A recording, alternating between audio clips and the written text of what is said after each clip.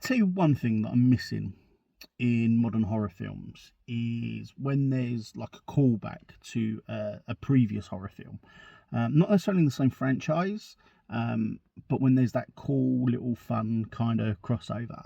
Um, I mean, there's some famous ones, and obviously the Freddy glove coming out of the ground at the end of Jason Goes to Hell to drag Jason's mask down. Obviously, at the time, we all thought that meant we were going to get Freddy vs. Jason film back in 1993. But actually, all it meant was that New Line had got the rights to the Friday the 13th franchise, and it was kind of like a haha, you're mine now.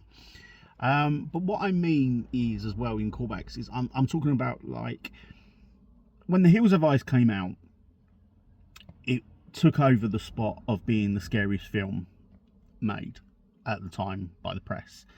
Up until then, Jaws was classed as the scariest film made.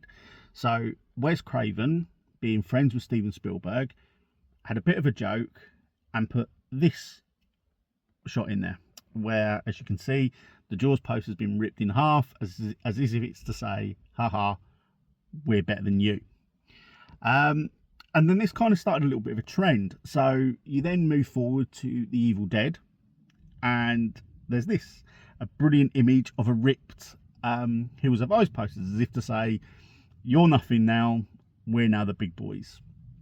Wes Craven then jumped back with that when he did A Nightmare on Elm Street, and in the scene when they're all trying to stay awake and they're watching TV, they are watching The Evil Dead.